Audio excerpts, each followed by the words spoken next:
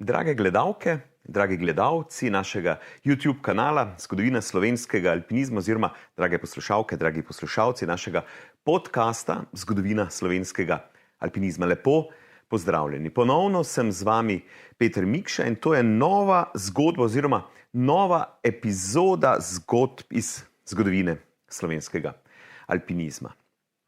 Seveda imamo danes ponovno novega gosta. Kdo je to? Kdo je ta, ki nam bo v naslednjih minutah, 10 in več povedal kaj več o svoji plezalni zgodbi, o svojem plezalnem življenju.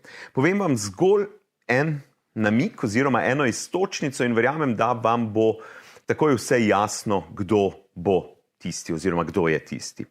Je akter prvega zimskega vzpona čez Čopov steber leta 1968, seveda govorimo o prvem zimskem vzponu. Kdo je torej naš današnji gost? Jasno, to je Tonač. Poslušajmo njegovo kratko predstavitev. Leta 1937 rojeni Anton Sazonov, med plezalci bolj oziroma najbolj znan kot Tonač, je v 60. letih veljal za enega najaktivnejših in najprodornejših slovenskih alpinistov.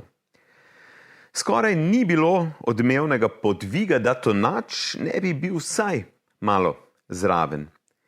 Bil je tisti, ki je slovenskim alpinistom odčaral mit velikih sten, tako imenovanih zadnjih 3 problemov Alp. V navezi z Branetom Pretnarjem sta leta 1962 poskrbela za prvi obisk severne stene Triglava po smeri bratov Šmit. Tonač je bil zraven v zlati dobi slovenskega odkrivanja visokih gora v Hindukušu, Himalaji in drugje. Leta 1964 je vodil raziskovalno alpinistično odpravo na Svalbard oziroma Špicberge. Bil je član odprave na Kangbačen leta 1965, torej govorimo o Himalaji že, pa v Hindukušu je bil leta 1968 ter spet v Himalaji v sklopu odprave na Anapurno 2 in 4 leta 1969. Potem je sledila krajša, daljša pavza, 1976. Pa je bil Tonač ponovno v Himalaji, ko je vodil odpravo na Trisul. V slovenski alpinistični podzavesti pa je znan predvsem zaradi Čopa. Saj je bil član legendarne trojne naveze trojke Aleš Kunaver, Stane Belak in Anton Sazonov, ki so leta 1968 prvi po zimi preplezali Čopov steber v Triglavski severni steni. Zelo pomembno dejanje iz večjih vidikov, iz večjih razlogov, ki so na nek način sledili v naslednjih letih. Kako, zakaj, boste slišali kmalu. Anton Sazonov Tonač, gornik, alpinist, turni smučar, gorski reševalec, inštruktor, gorski vodnik in tako naprej, je v slovenskem alpinizmu pustil izjemen pečat. Tonač je steber slovenskega alpinizma. Tudi zato je leta 2020 strani Planinske zveze Slovenije dobil priznanje za življenjsko delo v alpinizmu. Prisluhnimo sedaj, kako se je Tonač znašel v svetu vertikale, kje se je vse začelo, kdo so bili njegovi soplezalci, pa njemu najbolj zapomljive odprave, seveda stene, gore, smeri. Prisluhnimo, kaj vse nam je povedal. Prisluhnimo Tonačevi življenjski plezalni zgodbi. Ja, moje ime Tome Sazonov. Imam tudi en tak dodaten ime Tonač. Kdaj sem začel plezati, tega je že davno. Ukrajino sem se učil, tam sem bil v industrijski šoli Iskra, stanoval sem v internatu in takrat so bile sobote seveda še delovne, tako da smo imeli tam pouk, tudi v sobotah. Tiste nedelje, ki sem pa v internatu ostal, sem pa izkoristil, da sem malo raziskoval okolico, okoli Krajina. Šmarjetna gora, Jošt, potem sem enkrat šel celo na Lubnik, seveda peš iz Kranja, pa peš nazaj. No, in en kolega, sošolc, ki je bil pa pri planinskem društvu Krajin, je pa rekel, ti tako veliko po hribih hodiš, daj začni malo plezati, ne. Jaz sem rekel, kako pa naj začnem? Prav pejtke na tale planinsko društvo Krajin, tam imajo alpinističen odsek, tam so alpinisti, plezalci, pa bo začel, ne. No, in sem res pol enkrat se tam pojavil in s tem se je začel alpinizem. Oziroma s tem sem spoznal tole plezalsko-alpinistično društvo. Ko sem pa iz Ljubljane prišel v Kranj, pa stanoval v internatu, je bil tam Storžič, tak markantna gora, ne, in sem ga vsak dan gledal. Pa sem tudi tako sam pri sebi študiral, kako bi prišel gor, ne, ker hribov takrat v bistvu nisem dosti poznal. Razen Šmartne gore pa Katarine, ne, kar je bilo tukaj okoli Ljubljane. Ker ko je po vojni, tramvaj je vozil do Šentvida in parkrat sem šel na Šmartno goro, to je bila celodnevna tura, ne. S tramvajem z Viča do Ajdovšne. Takrat se je tam še rekel pri Figovc, ki je bila tista gostilna Figovc. Tam se je prestopil na drug tramvaj, se peljal do Šentvida, pa je Šentvida peš pa gor na Šmartno goro. To je bila celodnevna tura, ne. Pa na Katarino tudi peš, tudi celodnevna tura, ne. No, v Krajinu sem spoznal te plezalce. Eden, ki se je pravzaprav zavzel zame, Peter Keše, Šoder, so mu rekli, zdaj že mislim, da je pokojni, ja. No, on mi je veliko povedal o plezariji pa o opremi. Trenirali smo pa na Šmarjetni gori, na Zvoniku. Takrat tista cerkev je bila zapuščena, zanemarjena, tudi napol podrta, ampak tisti zvonik je bil pa še kar uporaben, ne, brez ometa je bil, tako da smo imeli tam smeri slovensko, nemško, bavarsko in smo po različnih straneh tega zvonika plezali gor do dolin, do tistih odprtin, ki so zvonovi zadaj. Zvonov takrat ni bilo. No, in tako sem začel. Prva tura v tem odseku je bila, šli smo v soboto popoldne z avtobusom ki je peljal na Jezersk, pa tam pred Jezerskem dol stopili, potlej smo šli pa popoldne do bivaka tam v Kočni, to je kranjski bivak, naslednji dan pa po grebenu na vrh Kočne pa nazaj dol, ne. Taka lepa, krasna tura. Še prej sem pa enkrat šel za nov let na Komno in tam takrat so bili na Komni tudi eni dijaki ali učenci, ali kaj so bili s svojim profesorjem, ki so okoli hodili.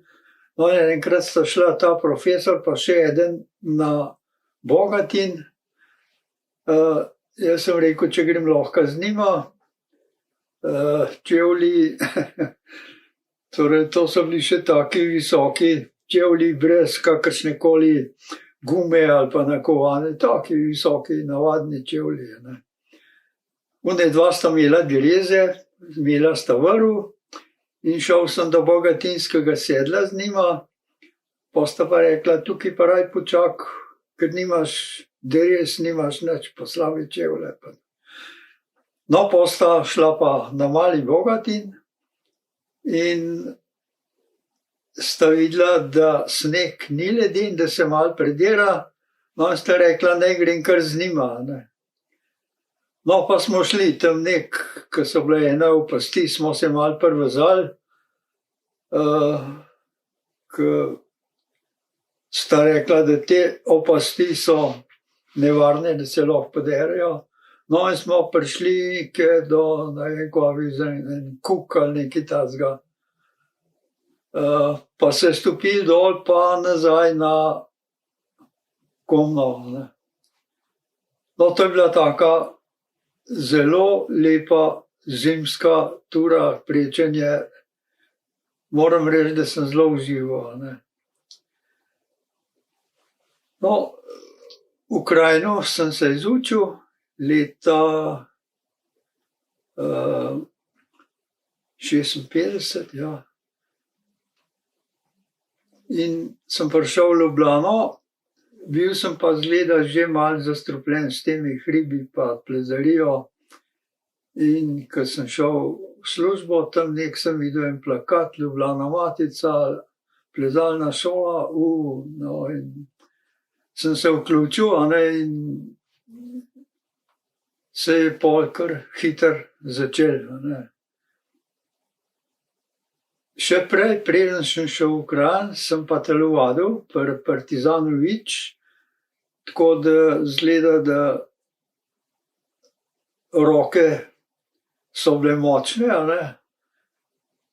in imel sem tudi, ne vem, zgleda, da sem imel en tak občutek gibanja, pa tudi veselil me je to, in tako se je začelo.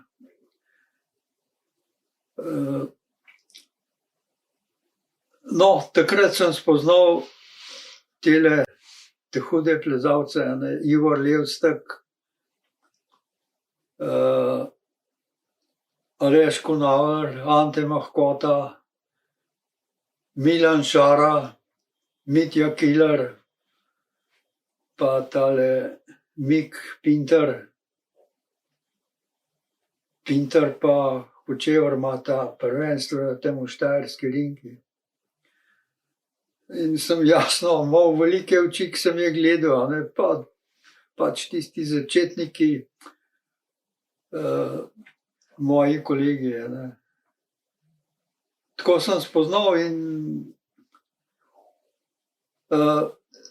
takrat me je za svojega partnerja oziroma soplezalca vzel tudi Ljubo Juvan, ki je bil prej na Jesenicah pri odseku, pa je prišel pa v Ljubljano, ko se je preselil. No, in z njim sem pol kar veliko plezal, pa s tem Jožetom Hudečkom sva že naslednje leto tudi Ašambrenerja splezala v Travniku, tako da se je kar kmalu začela. To ste bili že pri Matici takrat. To so ti, ki ste jih našteli, so bili matičarji, torej pri Matici vsi. Ja. To je pač bil glavni odsek v Ljubljani. Kako opremo pa ste takrat na začetku, še kot začetnik, uporabljali čelada, pas? Je bil že pas ali ste se še navezovali čez? Ne. Takrat smo se navezovali, to se pravi, naveza dveh, na enem koncu eden, na drugem koncu vrvite drug, navezaš še okoli pasu z najlonskim vozlom in to je bilo navezovanje kakšnih plezalnih pasov, kaj tega takrat sploh še ni bilo. Čelade še niso obstajale, vem pa, da so jamarji že imeli ene čelade iz prejšnjega usna, ampak tega mi takrat nismo niti poznali, niti uporabljali. Tudi na motorju se spomnim, ni bilo nobenega s čeladom. Ko sem jaz pol leta 62 kupil en motor, slučajno mi je ratal, da ga je en prodajal, ne za veliko ceno, en BMW 250. In jasno, takrat čelada, kje pa. Potlej, ko sem šel pa s tem motorjem v Švico s kolegom, mi je pa Ante Mahkota rekel, fajn bi bilo, da imaš čelado, ker tam v Italiji te včasih kar malo policaji ustavijo, pa če nimaš čelade na motorju, zna biti hudo. No, in sva dobila s kolegom te jamarske čelade in sva pa s tistimi čeladami se vozila z motorjem, ampak ne vsak dan. No, tiste dve čeladi sva midva uporabljala pa tudi pri plezariji in posebej tamle v severni steni Matterhorna. Tam je pa bilo to kar dobrodošlo, ker precej not v steni pada kamne in je bila tista čelada kar dobrodošla. Plezalni pas sem pa prvič videl v zahodni steni Drija, ker smo z enimi Francozi smo plezali. Jaz sem plezal s Klaudijem Mlekužem, moj kolega Franc Štupnik Cicko je plezal pa z enim Francozom. No in tisti Francoz je imel pa že plezalni pas. No in takrat sem imel tudi že čelado, tole Schusterjevo belo. In tisti Francoz, plezalni pas, navezan, pa je imel s sabo tudi opis te smeri, to je bila smer zahodna stena Drija, Magnone smer. Prišel do klina, se je pripel za klin in obvisil v plezalnem pasu, vzel iz nahrbtnika plezalni vodniček in je lepo bral, kje gre tej smer naprej. Madonna, to moramo pa mi tudi dobiti. Tisti let, to je bilo leta 67, sem si kupil pol v Šamoniju tudi plezalni pas. Čelado sem pa kupil leta 64, ko smo šli na odpravo na Špicberge in smo se v Münchnu ustavili, torej šli smo z vlakom Ljubljana, München, v Münchnu prestopili, smo šli z vlakom pol do Stockholma, tam spet prestopili pa Stockholm, Narvik, iz Narvika pa z avtobusom do mesta Tromsø, od tam pa pol z ladjo na Špicberge. No in takrat smo v Münchnu kupili tudi nekaj opreme, med drugim si je vsak kupil tudi čelado, pa kline, pa filme smo si takrat tudi kupili, ker pri nas tega takrat še ni bilo za dobiti. Barvnih filmov ni bilo, s kakšnimi kolegi ali pa po kakšnih zvezah smo dobili filme Akfo ali pa Kodak iz Trsta ali pa iz Celovca. Pri nas se je pa pojavil ta jugoslovanski barvni film, zdajle se ne spomnim točno tega imena. No pa vzhodno-nemški Orvo kolor se je tudi pojavil, ko pa ni imel kakšnih lepih barv. No, pri nas je bila čas, ko sem na Slovenija Šport. Tam so prodajali bolj kakšne trenerke, pa žoge, pa tako. Alpinistične plezalske opreme sploh ni bilo. Nahrbtnik sem si kupil tudi v Šamoniju. Prej sem enega tazga iz blaga navadenega, ki je pa pol malo razpadel. Ne. Kaj pa eno od najpomembnejših pripomočkov, kladivo? Kako ste pa to od začetka imeli, eno posebno ime se ga je oprijelo?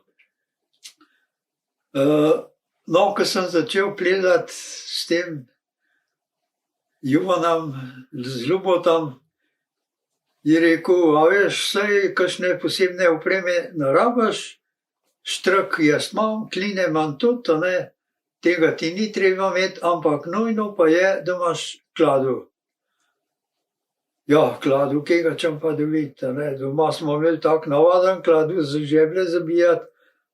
No, in pol pri mojemu vatu sem najdel pa en tak čuden kladu v krogle, oblike ni bil tako na 4 vogle, pa špico imel na koncu, ne. Verjetno, da je bil to za kakšno klepanje ali pa kaj takega. In tudi tista stran, kjer si zabijal, je bila majhen zaobljena in to je bilo verjetno za kovanje, za klepanje kakšne pločevine, ne. Jaz sem rekel, Ljubo, lej, tale klado imam, ne. Ja, v redu, prima, no, saj snel se ne bo, ker je zelo dobro nasejen, v ročaju zvrti luknjo, ne, in da boš malo zmeri na špagi, na vrvici.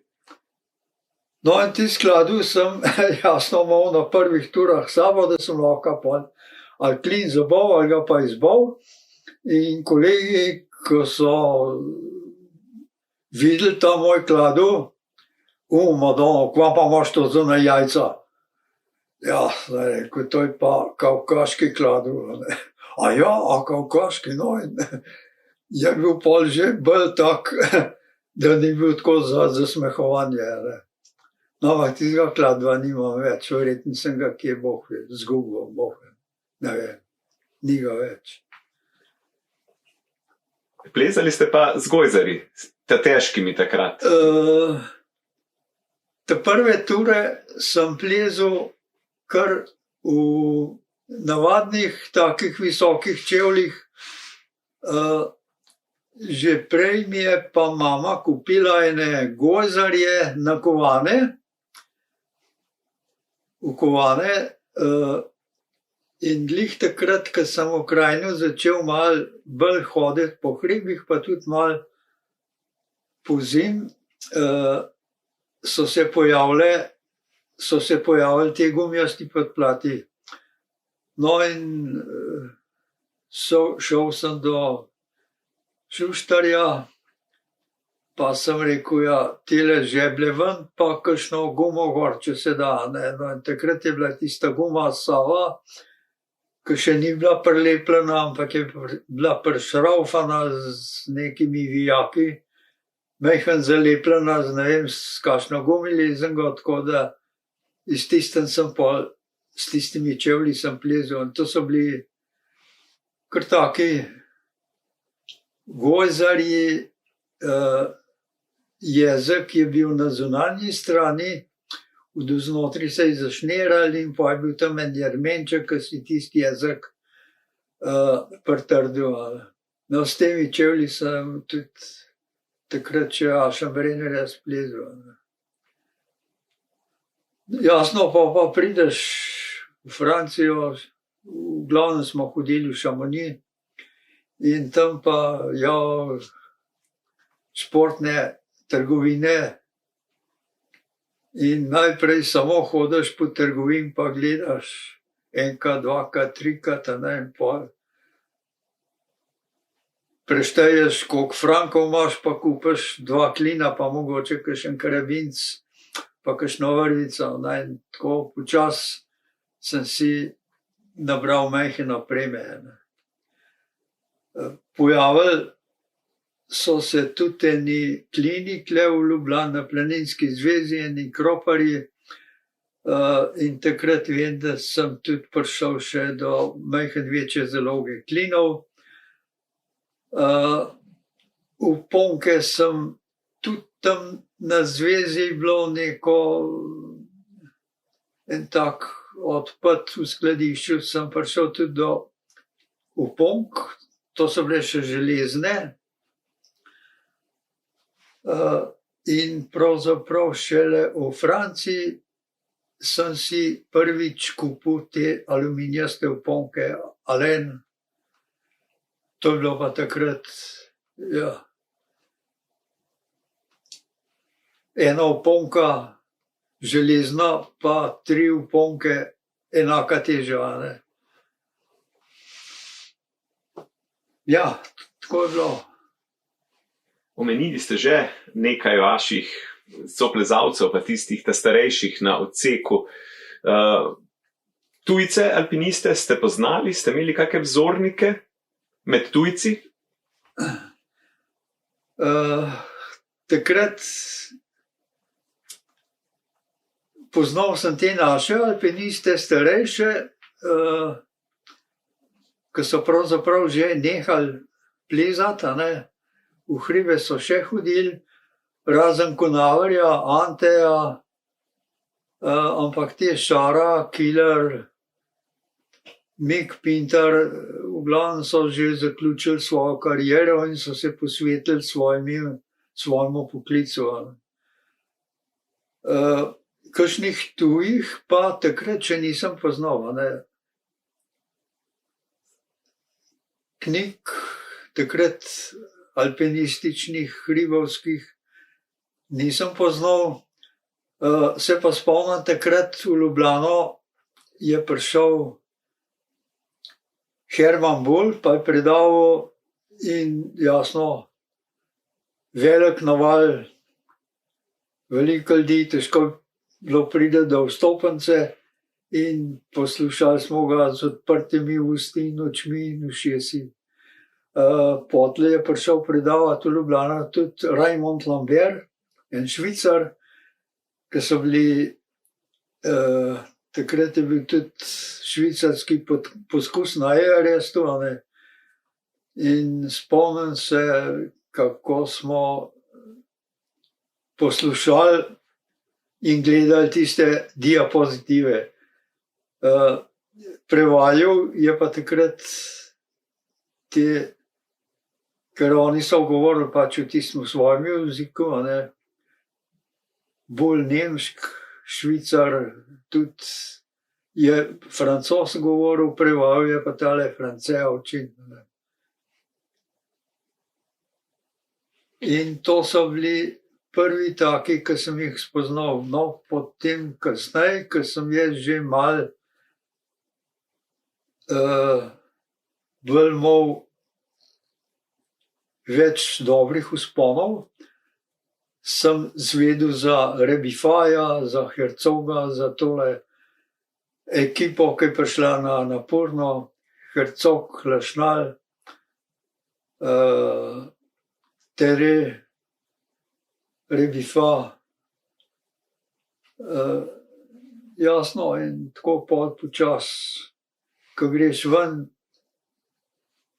v tujino, ne, zveš tudi za te vse ostale alpiniste. Kakšnih posebnih knjig takrat ni bilo. Spomnim se, da sem pol prišel ravno do te knjige o Annapurni, pa tale od Bulla, Nanga Parbat se je pojavila. No, in pol je bilo pa zmeraj več teh knjig. Kakšnih posebnih vzornikov nisem imel, ampak pri vsakmu sem skušal kakšne take stvari uporabljati, ki bi meni prišle prav. Za Bulla se spomnim, da je nek napisal, da trenira svoje roke na mraz s tem, da ko hodi po snegu, vzame sneg, naredi kepo in tisto kepo ima toliko časa v roki, jo stiska, da se sneg stopi. Je rekel, da na ta način trenira prste. No, kakšnih, se pravim, Nisem imel kakšnih hudih vzornikov, ampak pri vsakem sem skušal kakšno stvar oponašati, ki jo je on svetoval. To so bili pa vaši najpogostejši soplezalci, tako čez neko celo plezalno kariero, na začetku, kasneje, najpogostejši? Moji soplezalci, največ je bil ta Ljubo Juvan, z njim sva kar veliko plezala, tudi nekaj prvenstvenih. No, potem sva s Hodečkom neveliko, 1, 2, 3 ture, no, ampak najhujša je bila pa ta Aša Brenner, torej najhujša, najbolj znana. Takrat, če se spomnim, je bila to, 12. ali 13. ponovitev, ne vem točno. No, potem tudi soplezalec, s katerim v naših Alpah nisva naredila kakšnih hudih vzponov, sodelovala sva predvsem v plezalni šoli kot inštruktorja, no, in z njim sem pa šel dvakrat v Francijo in v Švico. To je bil Branko Pretnar, žal je zdaj že dolg pokojni, nesrečno končal tam v Razu Travnika. No, z njim sva pa kar veliko plezala zunaj. Ena taka lepa tura, ki mi je še zdaj zelo v spominu, pa tudi velik doživetje je bil to. Prečenje Šamoniških igel od te prve igle Point Albert do Aiguille Lem, pa Petit Charmoz, Grand Charmoz, Blatier, vmes še Grepon, pa Aiguille Christo, pa Lepinel, pa Chevalier, pa Kajman, pa na koncu 5. dan že v temi Aiguille Plan. Res taka 5-dnevna tura, kjer ni manjkalo 6. težavnostne stopnje. Je pa zanimivo bilo pol na koncu, ko sva že v temi prišla na vrh Aiguille Plana in sva rekla, no, opis nama je naredil, prevedel iz francoščine Tine Mihelič, vso to turo in tudi opise vseh smeri, ki naj bi jih splezala na tej turi. In nekako je rekel, no, se do Aiguille Plana, ker pa na koncu je samo še en strm odstavek, pa snežen greben do Aiguille Medija. Tis ni pol več zanimiv. No, in takrat v temi sva prišla na vrh Aiguille Plan. Ja, kvačva zdaj, na vrh nama ni bilo za bivakirati in sva videla gas, pa sva šla po gazi dol in sva prišla do koče Riken. Ura je bila tam okoli 3-4 zjutraj.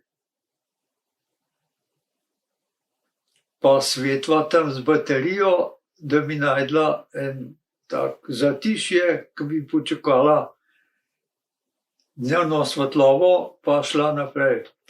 Pa se v hiši prižge luč, pa ven pride ena gospa. Jaz sem rekel Branetu, povej, da samo iščeva kle en tak prostorček, ki ne bo pihal, pa da bo počakala pa pol, ko je šla naprej. No, in ona naj not povabila. Sem rekel, povej, on je znal francosk, da nimava denarja in da naj ne računa, ampak je ta naja not povabila, dala zajtrk, pol je dala tam eno sobo, da sva spala. Jaz sem bil prestrašen, kako da bojo prišli policaji, denarja nimava. No, zjutraj naja zbudi, da spet zajtrk in pol naj je povabila na kosil. O, Madonna, kam smo prišli.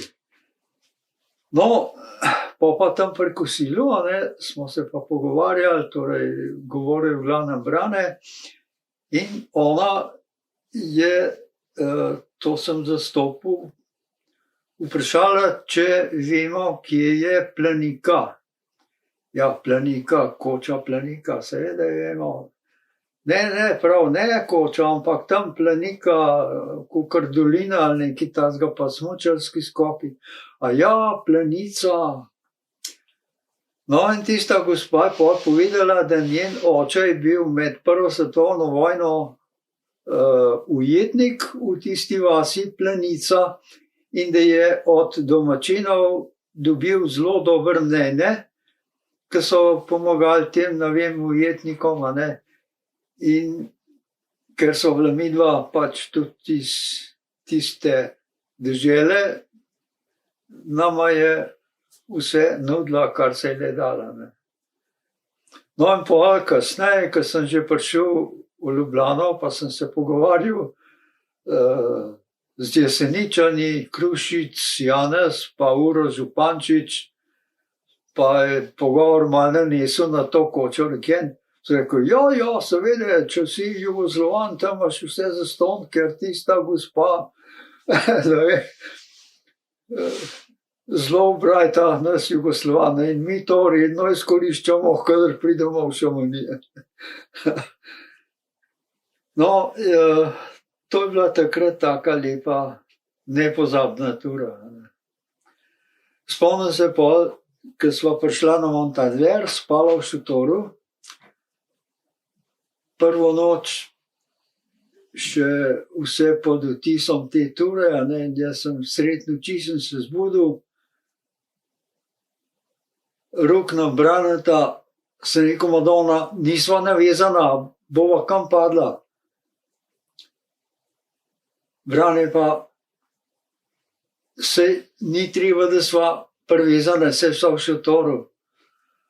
A ja, in sem se vdahnil, ker sem imel skozi občutek, na tisti turi sem jo tako doživljal, zmeri sva spala na kakšni ozki polici, torej spala, bivakirala in jasno privezana, da ne bi po noč v sajnah kaj telovadil pa dol padel.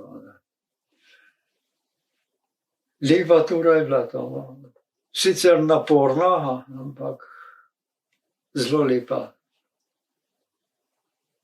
Kateri vzpon, veliko jih je bilo, pa bi lahko ovrednotili, mogoče zaradi lepote, težav, zaradi pač raznega razloga kot tisti vaš najpomembnejši, ki se vam je najbolj vtisnil v spomin ali pa ko se tako večkrat na njega spomnite?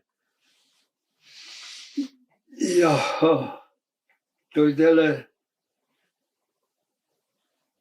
Te šamoniške igre so mi bile zelo, se pravi, 5 dni, vsak dan tudi kakšna šestica, prvi 2 dni sama šestica, tam v Šarmozu, ko sva bivakirala, tam v Kajmanu bi malo prišlo do katastrofe, ker sem jaz prišel. Tisti raztežaj sem plezel prvi v navezi in sem prišel na eno kar dokaj udobno polico, to je granit, ki ima fajn police, kakšne pol metra je bilo, pa tam je bil en tak skalnat zob in sem začel rešvati oziroma povzemati vrv, da bi še Brane za mano splezel. In ne vem, podzavestno sem zagledal tam en tak skalnat graniten zob, pa sem vrgel še zonko okoli tistega zoba, ker polica je bila pa taka, da podzavestno nisem čutil potrebe, da bi se še sam sebi prezihral. No, in sem podzavestno vrgel zanko okoli tistega zoba. Brane je pa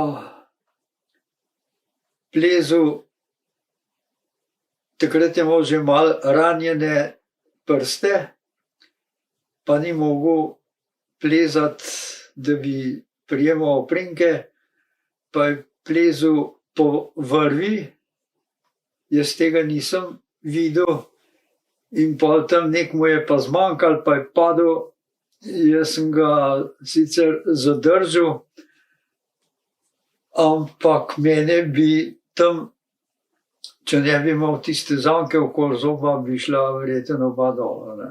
Tako da to je bil tak kar hud psihičen pretres na tisti turi.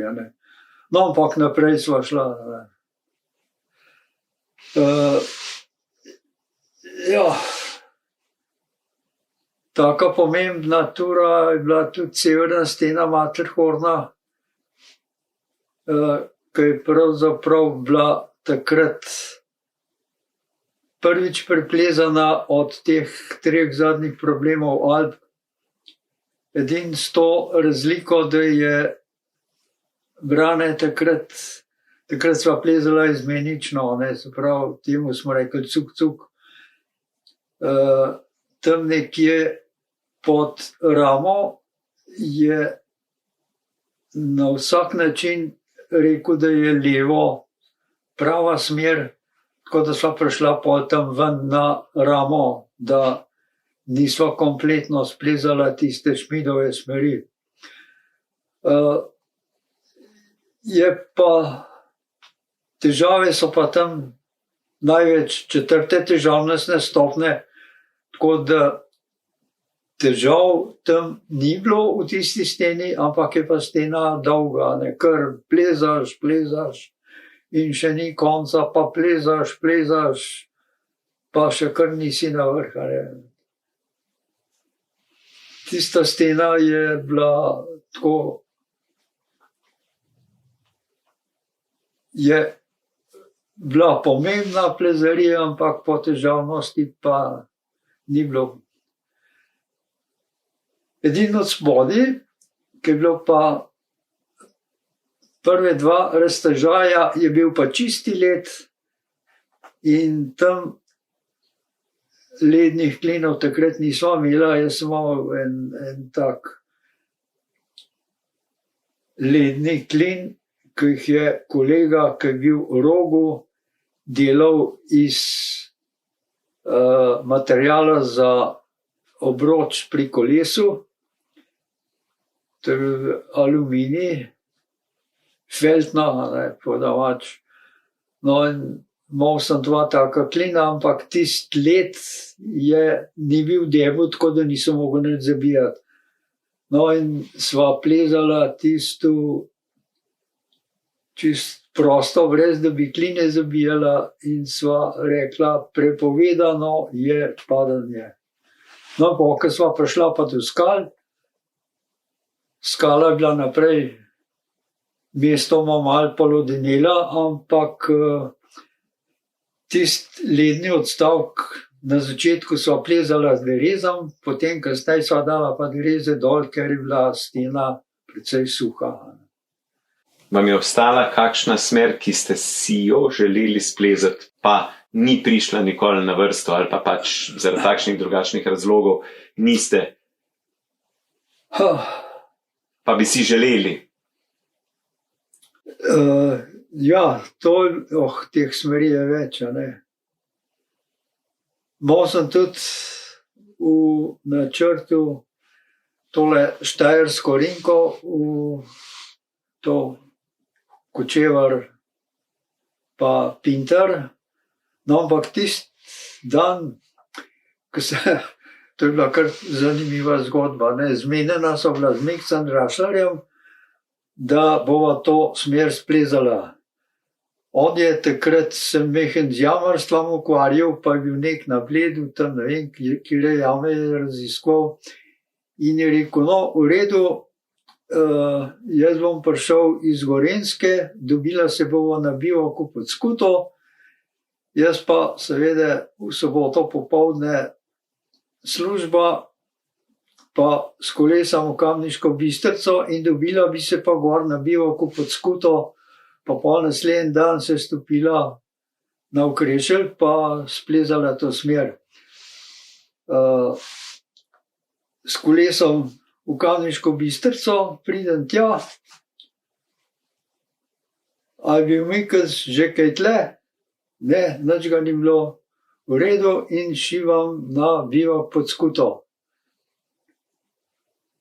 No, Mikec je pa takrat rekel, da bo prišel čez Kokršk sedu na bivak pod Skuto.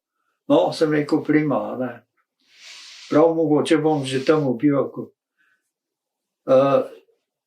Malo večeril se je že, majhen je začel rositi in na snežišču pod bivakom je bilo kar mal čuden leden sneg.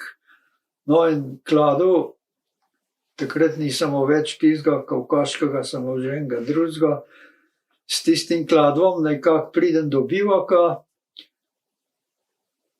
Takrat je bil bivak še, je bila navada, da ga zaklepajo, pridem do bivaka, noter nobenega, bivak pa zaklenjen, ne.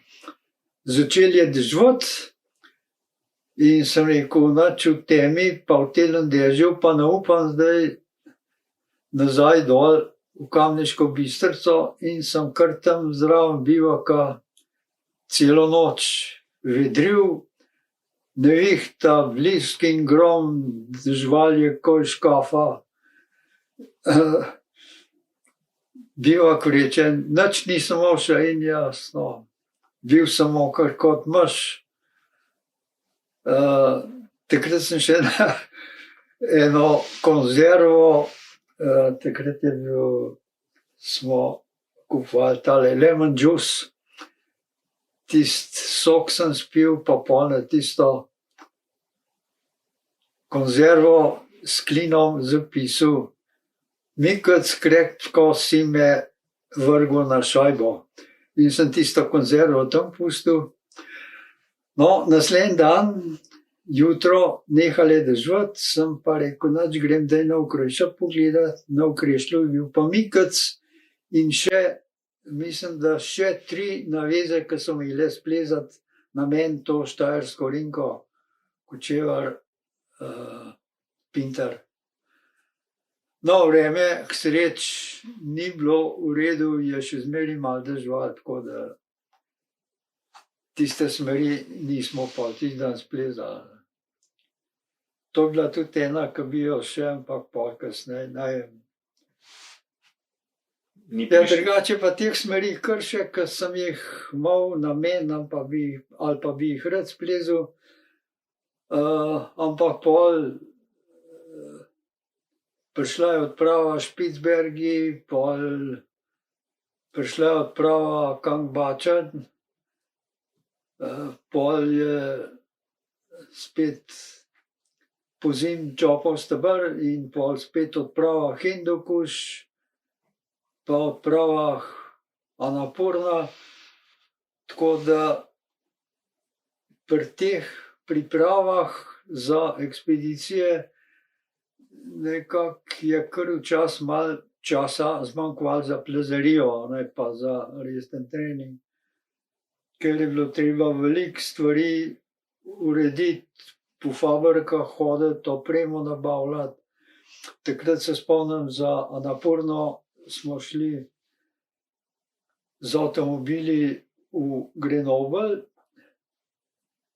Anapurna je bila leta 1969. Z avtomobili v Grenoble, v Chamonix, nahrbtnike, vestone,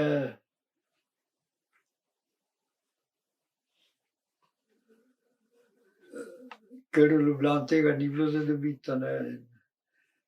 Tako je bilo veliko porabljenega časa, da kakšnega posebnega treninga ni bilo. Trening je bil na vratih, da si se obešel na vrata. Pa na Turncu.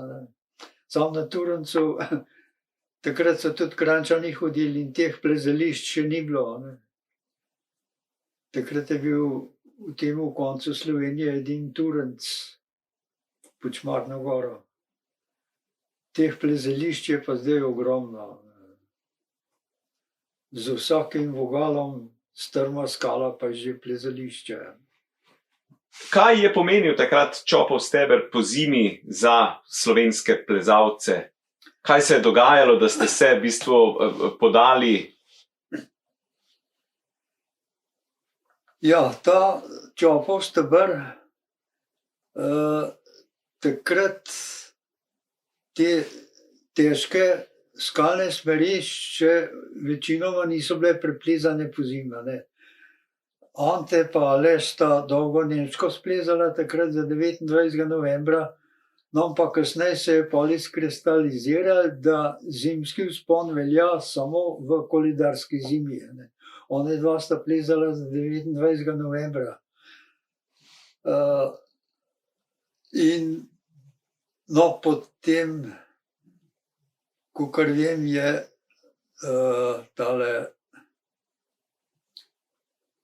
jugosteber je bil splezan po zim, Zupan pa Kočevar, potem tale,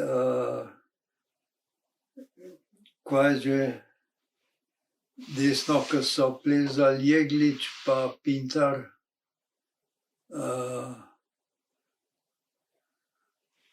Vele mi je, kar je šlo iz spomina, ker je tam čez desno. Večino smeri je bilo že po zimi ponovljenih, ne? Ostal je Čop. No, ampak takrat Tašembrinar, Čopov steber, te leta najtežje še niso bile po zimi. Pojavili so se enkrat vzhodni Nemci, ki so splezali Tašembrinarja po zimi. In tale Čopov steber je bil tudi zanimiv, ker Čehi so ga hoteli, Poljaki so tudi majhen računali, Avstrijci so sploh. Jaz se spomnim, ko smo po zim hodili v vrata, takršni tele Avstrijci, mi smo jim rekli Jodelbergerji. Ja, Čopfajler, ko smo po zim hodili. Tako da to je bilo kar, kdo bo ta prvič po zim šel čez Čopov steber. Gledali smo ta steber in tam gor na tistem vrhnem delu, ki je ta najtežji del Čopova prečka, tam se je po zim tudi zmeraj ena taka ogromna sveča pojavila. In smo študirali, kako bi tisto svečo. Takrat ledenega plezanja še ni bilo.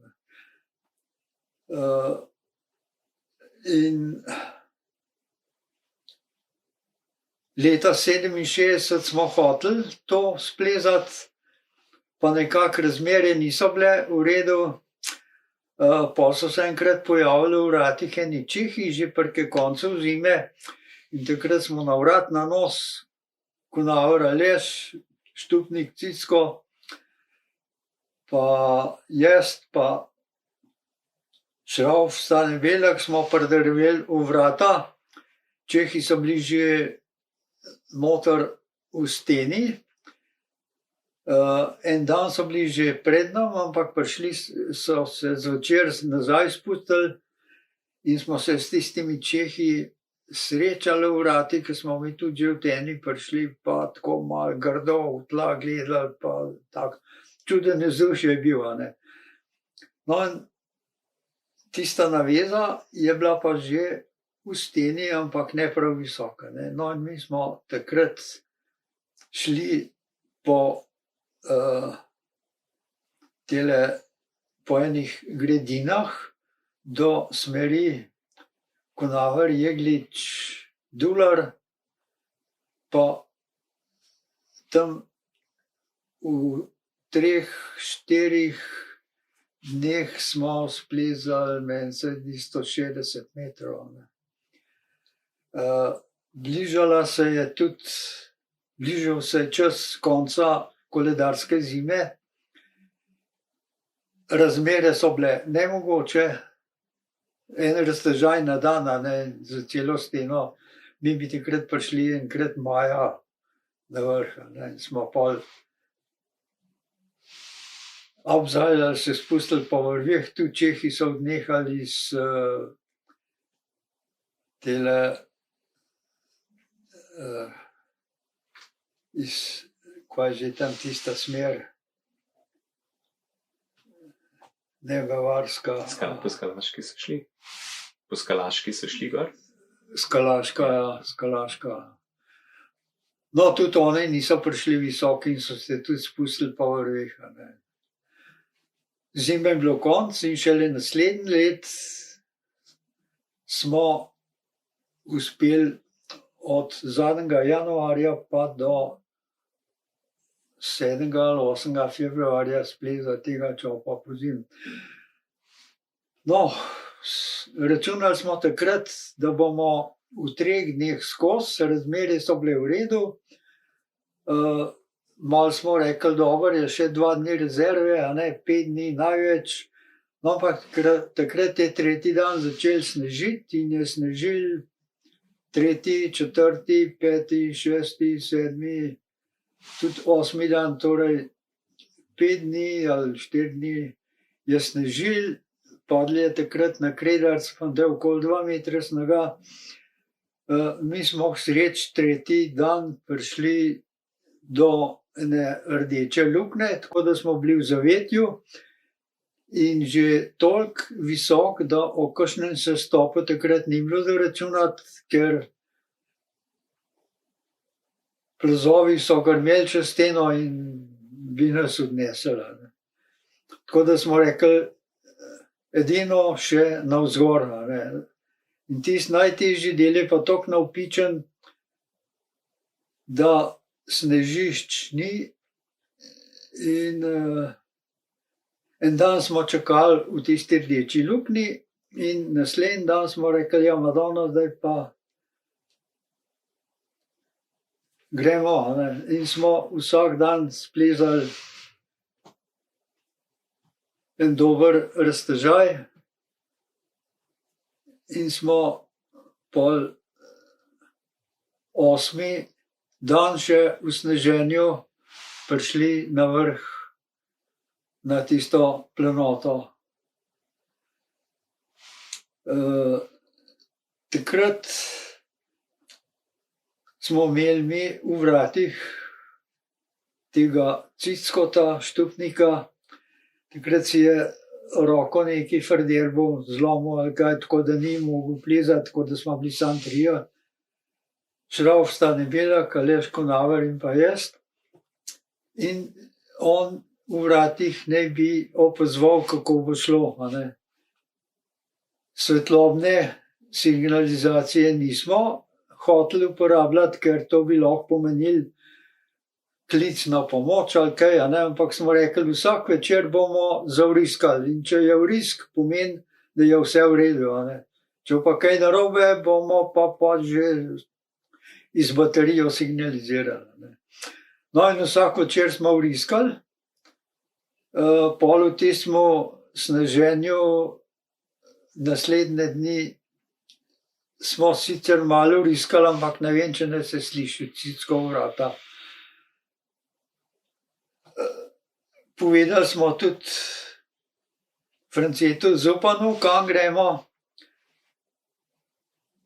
ker pač on nekdanji dober plezalec, pa šef GRS Ljubljana, in smo rekli, Francel, gremo, Ja, dobro. No, in ko se je začel pol slabo vreme, je njega malo zaskrbel, pol je malo panike naredil in se je to pol razvedel, da smo mi v čopom v stebru. Vsak dan je prišel pa na smučkah tale nekdanji tekač Franc Lakota. Na smučkah je prlaufal vrata do Cickota, pa sta malo debatirala, pa je nesel pol novice ven, kako je z nam. No, in tudi takrat, ko je snežil, je tudi prišel v vrata in to je bil saj zame kar herojsko dejanje, čez tiste dele tam pri Čelovcu, ko lahko tudi kakšen plaz dol prelaufa. In tako so šle novice pol v javnost, in takrat je bil pol cel cirkus v Sloveniji, plezalci v steni, kaj bo z njimi, pa časopisi, jasno, novinarji, že krvavo, krokarji, takrat se je pol zbrali iz cele Slovenije okoli 60, 50-60 reševalcev, ki so s težavo prgazili do vodnikove koče. No in ravno tisti dan, ko smo mi prišli na vrh Čopovega stebra, na to planoto, prav tisto uro je začuda nehal snežiti, veter je še pihal in smo se objeli, zatulili tako huronsko, da je Cicko slišal dol v vrata in je menda rekel, Madonna, daj pa ali so prišli na vrh ali so pa dol padli. No in takrat smo bili še malo v dilemi, kam bi šli, ali na vrh, na Kredarco, ali bi se dol na Velo polje spustili. No in smo šli kaj na rob, mimo te kasarne, pa pogledali dol in takrat za čuda, kar en tak čudež je bil, da se je, oblaki so se razkadili, posijalo je sonce in mi gledamo dol v Velo polje, pa vidimo tam ene pikice, pa tam pri vodnikovi koči dol na planoti pod kočo en tak križ zgleda iz rušnatih vej, Madonna, kaj se pa tam dogaja, nekaj se je zgodilo, In se malo spogledamo, pa rečemo, to je pa verjetno zaradi nas, ja. No, tisti križ je bil, so iz vej naredili znam, če bi helikopter lahko pristal, pa ne vem, ampak. No, in takrat pikice tudi nas zagledajo, mi zavriskamo, dol pride vrisk in smo se pol prvalili dol na Velo polje in šli skupaj na vodnikovo kočo. Kak je bil odmev potem nasplošno za slovenski alpinizem? Zato eno vprašanje. Dušica je omenila, da je Aleš večkrat rekel, ko je bilo, ne vem kdaj, v Himalaji težko, tudi Makaluju v steni in tako naprej, da so se takrat bodrili, on sam in drugi, da če se je uspelo splezati čopa, torej na tak način z vztrajnostjo, z močjo, da se da marsikaj oziroma vse splezati. Je to pomenilo tak za slovenski alpinizem, tako spodbudo? Ja. To takrat je odjeknil ravno zaradi tega slabega vremena. Če bi mi takrat po planu recimo v 3 dneh prišli čez ali pa še kakšen dan rezerve, bi to bil pač tak alpinističen zimski vzpon, ki bi bil zanimiv samo med alpinisti, med plezalci, ker je bilo pa takrat slabo vreme. Zvedeli se je 3 plezalci v severni steni in jasno novinarji, in to je bila takrat pol velika zgodba. Jaz se spomnim, takrat, ko smo bili v Rdeči luknji, me je tudi za ene par trenutkov obšlo, Madonna, sneži, mi tle. Malo sem mislil, takrat sem že poznal tisto knjigo 3 zadnji problemi Alp.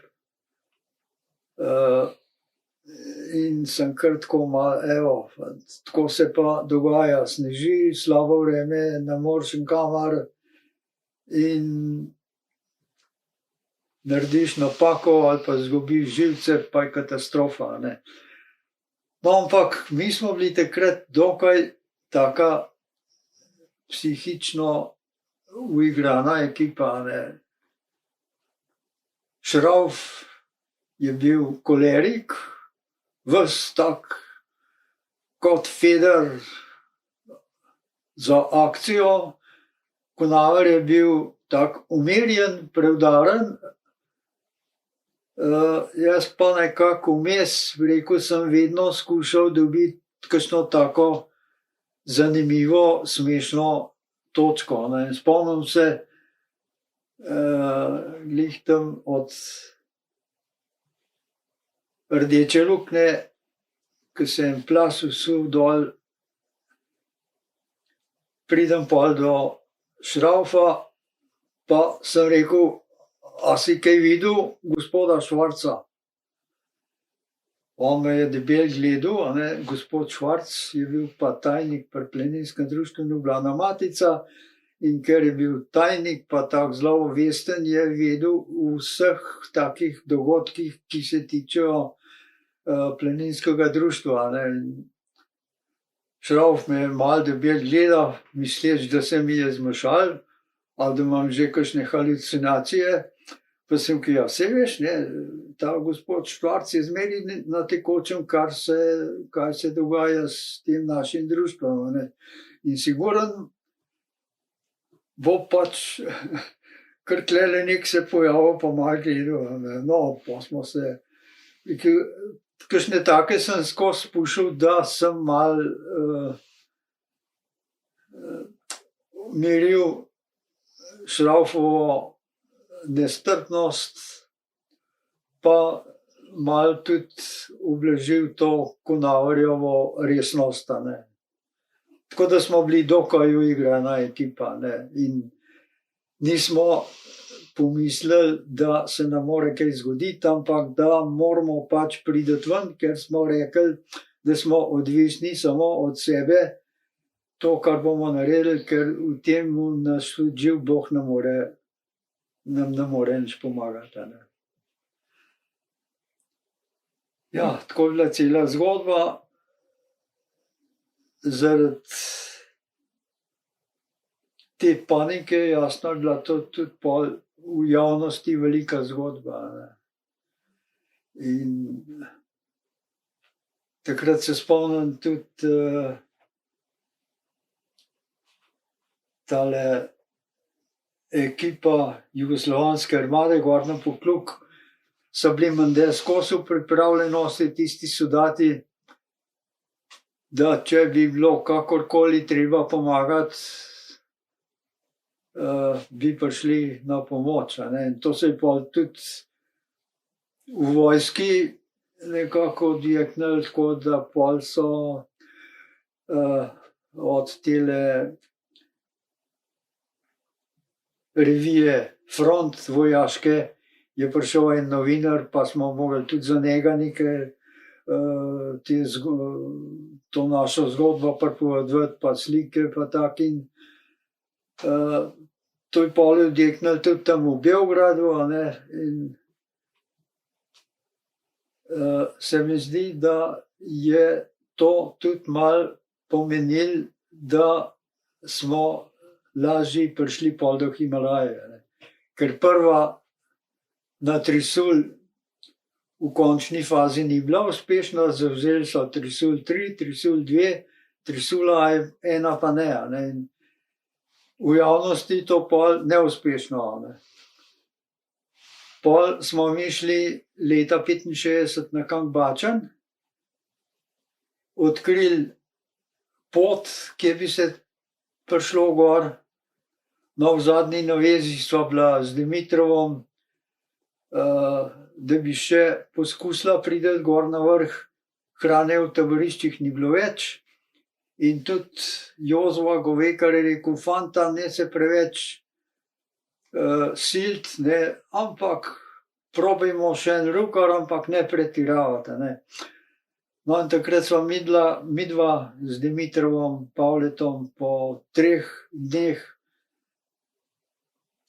kjer že v taboriščih ni bilo več hrane, prišla gor do sedla, približno, ne vem, 150 ali koliko metrov od vrha.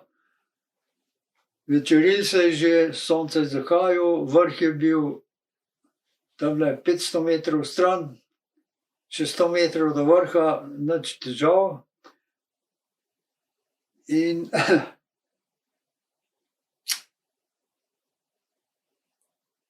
spogledala sva se, tisti trije šerpi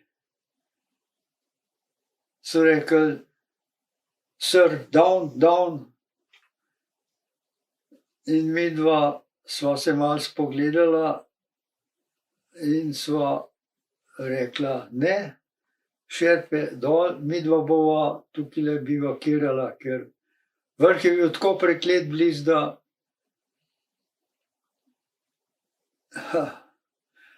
no, šerpe so rekli, no, mister, tomorrow death, no, no. Jaz sem rekel, down, midva bova tukaj, ne. No, in malo sva tam skopala eno tako luknjo v breg, se objela, da bi se drugega malo segrevala in čakala, kaj bo naslednji dan. Ampak naslednji dan, pravim, po 3 dneh, ko nisi kaj dosti jedel, sam še neke tekočine, sva podzavestno ugotovila, da je vrh vseeno predaleč in da morava dol, ne.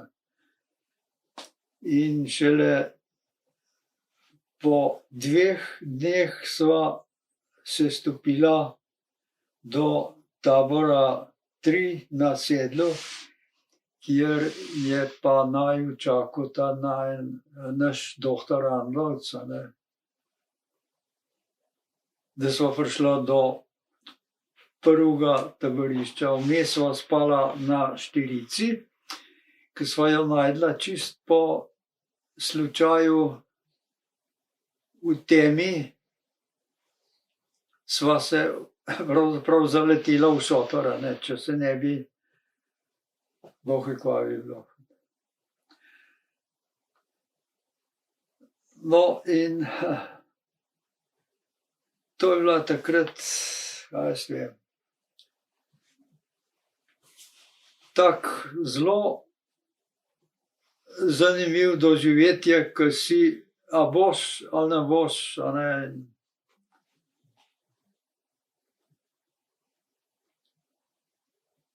Ja, ne vem, kva bi rekel. Bili ste tudi v ekipah Hindukuš, ne? Potem na odpravi, pa na Anapurni 69. leta. Zakaj pa vas ni bilo potem na Makaluju 72 pa 75? Je bil kakšen razlog, ne vem, oseben, ali ker po letih ste bili takrat najbolj optimalni, ne, današnjih letih za Himalajca? Ja. To je bilo tako, ne, recimo 61. oziroma 60. Ašambrener, 60. prvič, oziroma 59. Ašambrener, 60. sem šel prvič v Francijo, 61. Šamoniške igle, 62. Matterhorn, 63. sem si meniskus frdirbil, tako da sem tisto poletje zgubil. 64. Špicbergi, pol 65. Kangbačan,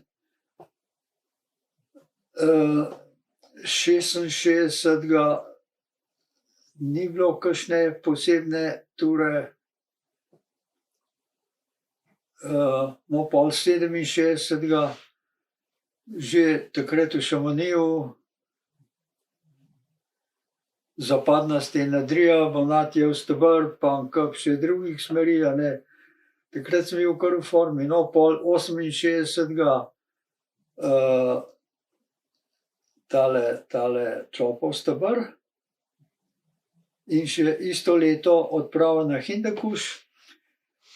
Takrat se spomnim, na Planinski zvezi smo raven malo proslavljali tale Čopov steber in Miha Potočnik, predsednik Planinske zveze, pravi: Aleš, a veš, da so odobrali vaš Hindukuš, a ne v Beogradu. No, in Hindukuš, pol istočasno se je že odpirala ta Anapurna, no, ampak tisti let, ki je bila pa Anapurna, je prišlo pa do te katastrofe. Jaz sem bil v službi, pa vratar telefonira v delavnico, prav sezono obisk imaš, klete edni še. No, jaz sem šel do vratarja, tam pa Golobo Lojs, prav: a imaš ti kakšne slike od Tršana pa Pretnarja? Jaz sem rekel: nimam, ne se greta fotografirati, ne. Pa prav: ne morata, sta mrtva. Takrat se mi je kar malo zameglil, sem se mogel prijeti za ograjo, izbran, tam sva bila kar dokaj, rekel, ena taka čudna povezava. Sta pa padla iz raza travnika. No, in to me je takrat zelo nekako prizadelo, ampak priprave je naporna, pa to. In šele na koncu, ko smo zavzeli to naporno, jaz sem imel takrat določeno navezi, da bom šel na vrh z Mikcem, pa samo raven na Taboru 4 ene težave, tako da je pol doktor rekel dol, Konar je rekel dol v vazo, da sem prišel k sebi, da me smeden šel pa pol Maležiča. In šele pol, ko smo proslavljali tisto zavzetje te Anapurne, šele takrat je bruhnil iz mene ven, da sem izgubil tega, da sem poleti izgubil tega mojega prijatelja Braneta.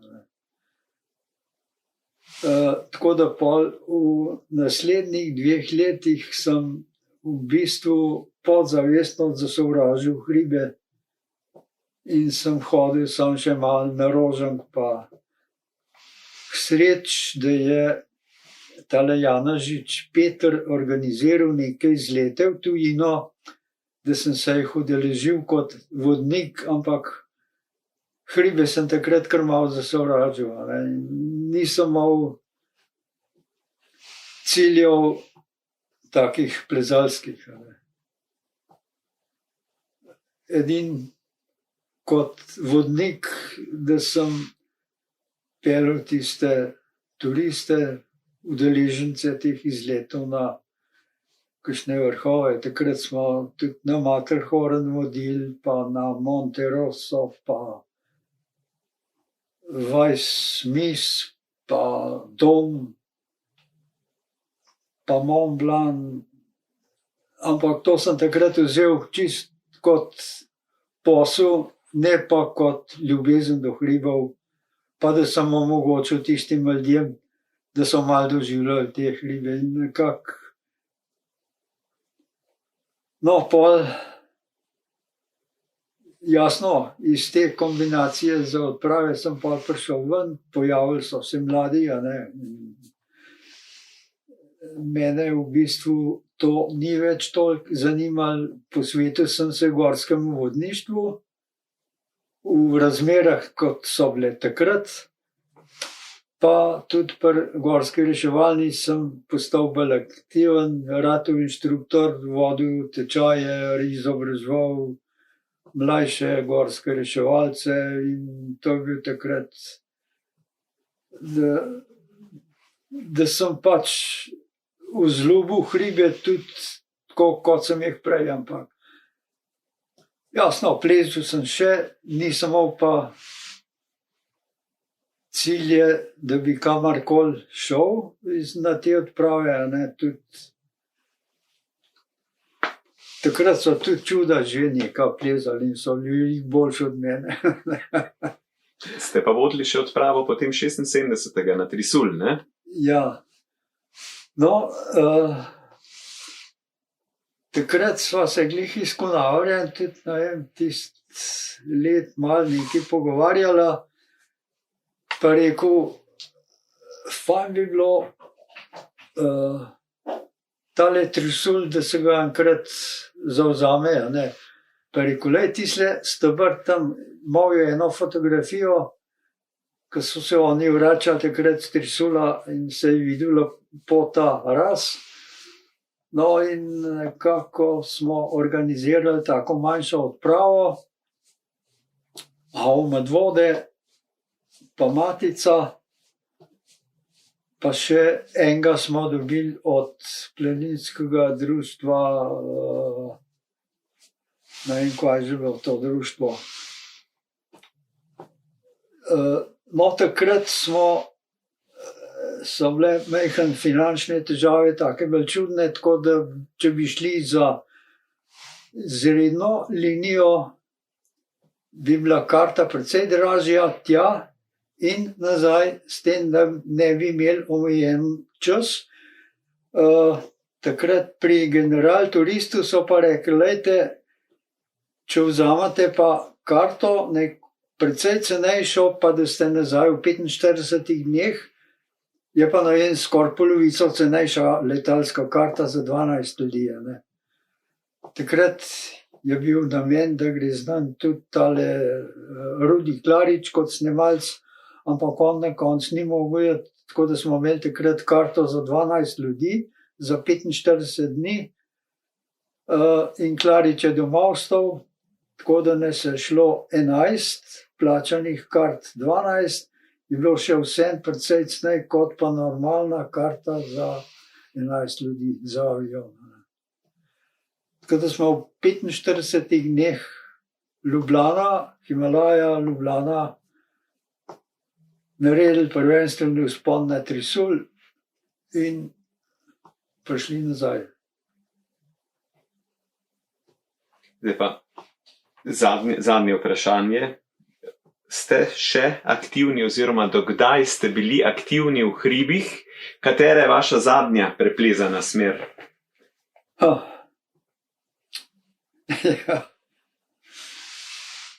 Ta zadnja nepreplezana smer je slovenska smer.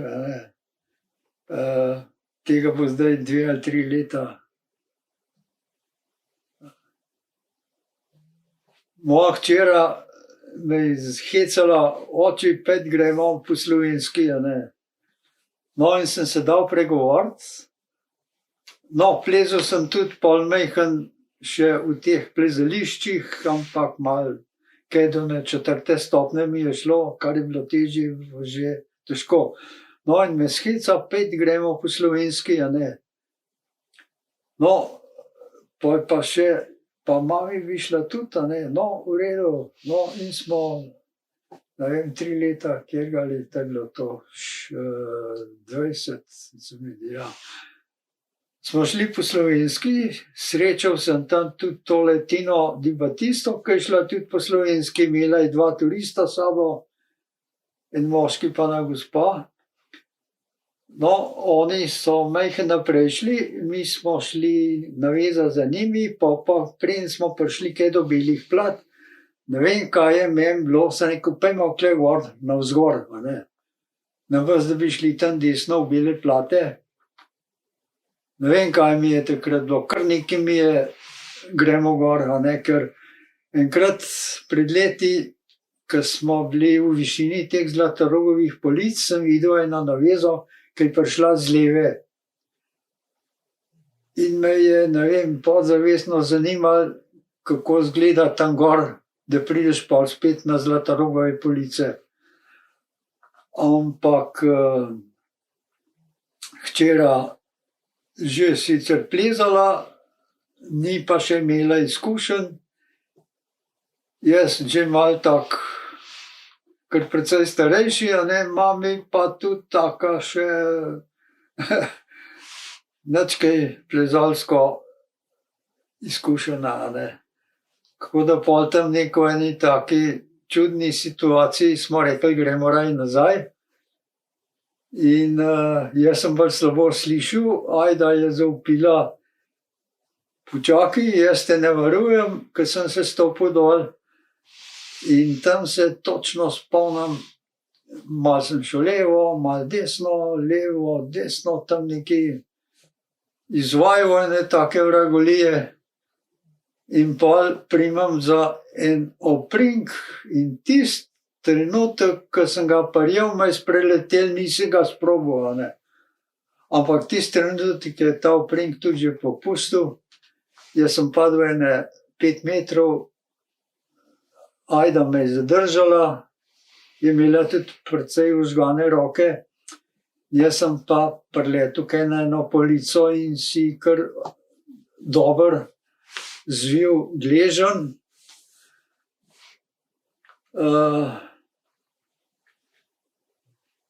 No, pol sta oni dve prišli še do mene, obzajljale, a ne, se spustili po vrvi. Do mene, ja, jaz sem rekel, noga me boli, a ne, tale gleženj, ampak vsaj ni hudja, bomo že se stopili. Pa je Ajda rekla, ne, pokličimo pomoč, a ne. Ma se rekel, daj, nas bojo zafrkavali, te mojstrovčani, veš, kva je rekel, lega vosla, a ne. Ne, pokličimo pomoč, no, dobro je, naj bo, a ne. Malo smo mogli čakati, tisti 112 se je ko javil, a ne. No, in ene pol ure je trajalo, da je helikopter priletel in zalebdel, po vrvi se je so spustili, se pravi, s tisto jeklenico tega letalca reševalca, ne, in Bohinc me je priznal, živijo, kaj pa ti tle delaš? Jaz sem rekel, lej, ne, ajdeš. No, daj hitro, lej, te bomo odpeljali. No, in sreč, ker če bi takrat se stopil, ne vem, kaj bi bilo z nogo, ne, ker pol na rentgenu so ugotovili, da imam note, ne, ugležno ene take drobce. Ne. To je bila taka zadnja. Ja, zdaj pa hribi, a ne, pa včasih kakšno detalj, kakšne skale malo probaš, a ne.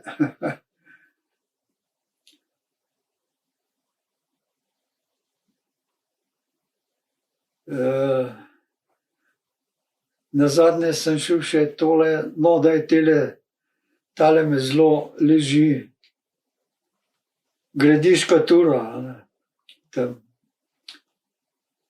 Ker tam je tudi nekaj mojega dela pri tisti zavarovani plezalni poti na Gradiško Turo, to je Furlanova smer.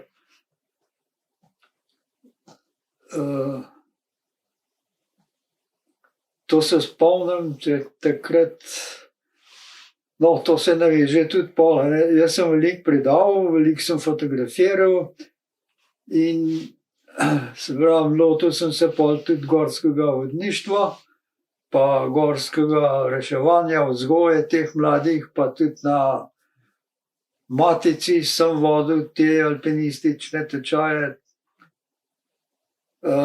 In tam v Vipavi je bil predsednik planinskega društva takrat Otmar Črnilogar.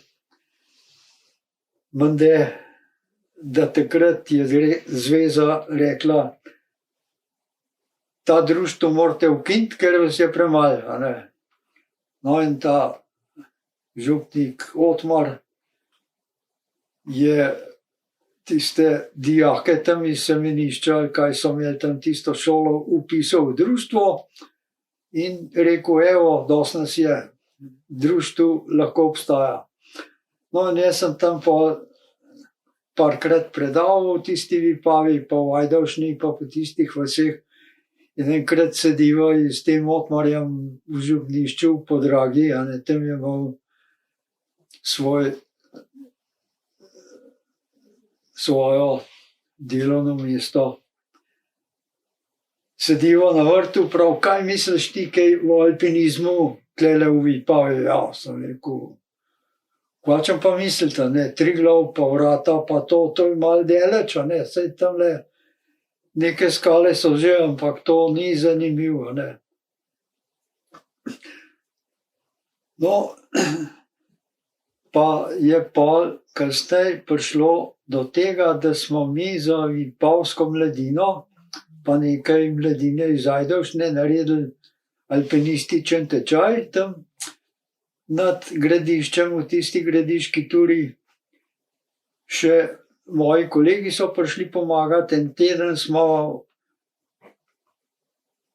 vodili to mladino, delali smeri in po enem tednu tega tečaja smo šli v Vrata, tam še zaključna tura.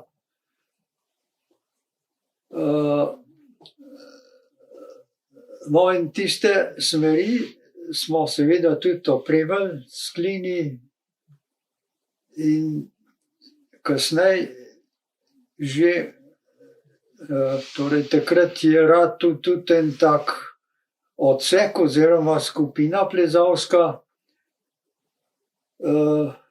in ne vem, tiste smeri tam v gradiški turi so ratale kar zanimive, tako da je zdaj tam kar en orang plezališče znan. No, imam tudi nekaj zaslug, da je tisto ratala, ne.